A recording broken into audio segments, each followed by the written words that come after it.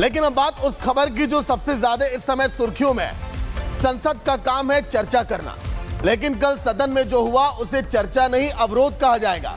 PM Narendra Modi तैयार थे, मंच सजा हुआ था, लेकिन विपक्ष ने सदन को पूरी तरह से अखाड़ा बना दिया।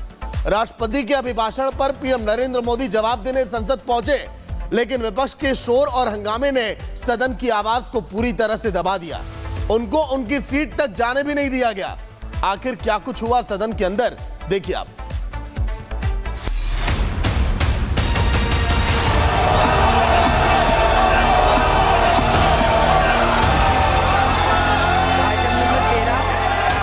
हम हटा रहे थे तो अभी हट भी नहीं रहे थे कि बोला नहीं हम खड़े रहेंगे। इसका मतलब इन्होंने समझा कि सत्ता हमारी बपोती है। क्या कांग्रेस पार्टी यही चाहती है कि सदन ना चले? क्या कांग्रेस यही चाहती है कि जनता के जुड़े हुए मुद्दे हम ना उठा सकें? क्या कांग्रेस यही चाहती है कि प्रधानमंत्री जी अपनी बात ना रख पाए? ये तो अबोध बालक की तरह कर रहे हैं हंगामा। आज तो लगा कि ट्रेजरी बेंच के तरफ चल दिए, सब लोग मारपीट करेंगे। एक पार्टी की वजह से और एक व्यक्ति की वजह से, नेता प्रतिपक्ष की वजह से जिस तरीके से सदन का माहौल खराब हुआ है, मैं ये मानता हूं कि एक गलत परंपरा की भी शुरुआत है। हर कार्रवाई का वो अमर्यादित तरीके से उसको व्यवधान कर रहे हैं और सभी जो भी लोकसभा की एक मर्यादा रहती है उसको तार तार कर रहे हैं। आइटम नंबर 13, संसद में संग्राम, लोकतंत्र शर्मसार।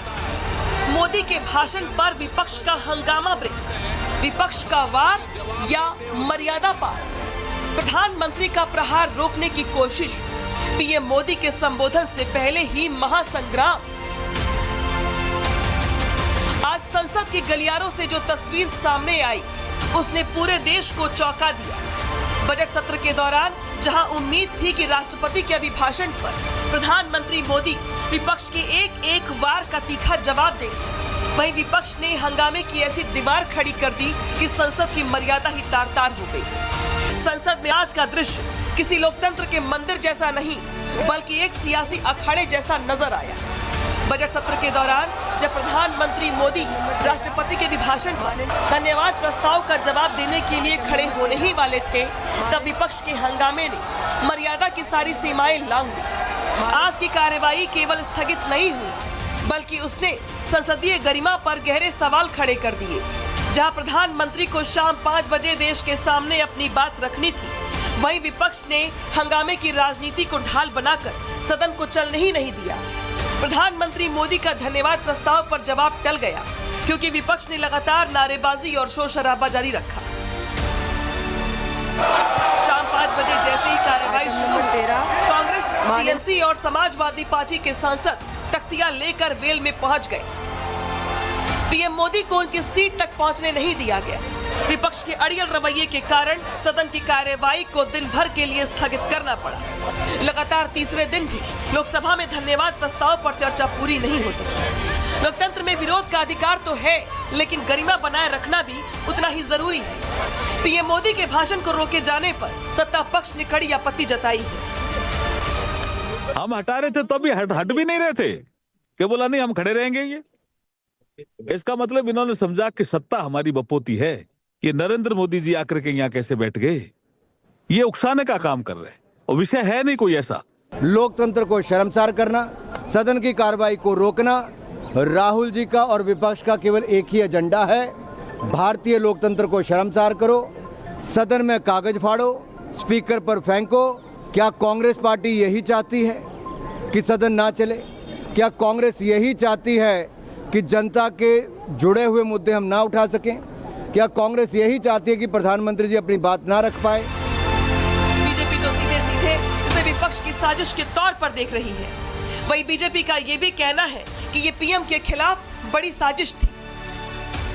आप पहली बार देखे होंगे कि बेल से ऊपर आके सत्ता पक्ष की तरफ और प्री प्लान्ड महिलाओं को आगे रख के विपक्ष ने ये कुकृत्य किया और वो पूरी तरह से था लड़ाई मार झगड़े की। ये स्थिति क्या कहती है? ये स्थिति कहती है कि हम जनता हमें हरा रही है तो हम आपको सदन में बोलने नहीं देंगे। विपक्ष का आज का हंगामा कई सवाल भी खड़े कर रहा है। जब प्रधानमंत्री मोदी सदन में हर सवाल का जवाब देने को तैयार थे तो आखिर विपक्ष सुनने से डर क्यों गया?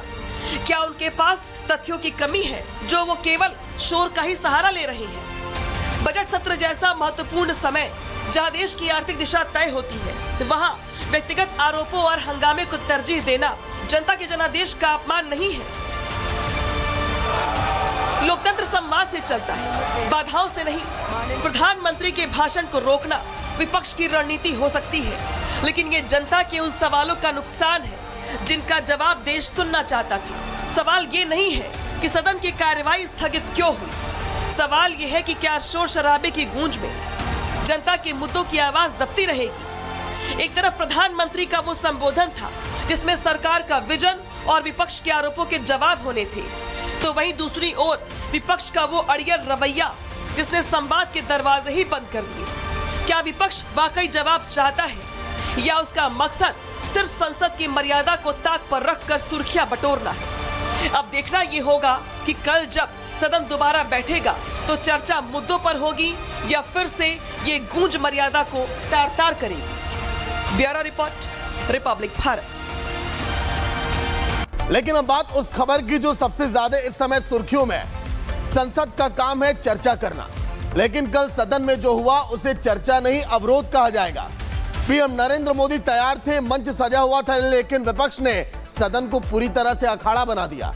राष्ट्रपति के अभिभाषण पर पीएम नरेंद्र मोदी जवाब देने संसद पहुंचे, लेकिन विपक्ष के शोर और हंगामे ने सदन की आवाज को पूरी तरह से दबा दिया। उनको उनकी सीट तक जाने भी नहीं दिया गया। आखिर क्या कुछ हुआ सदन के अंदर, देखिए आप।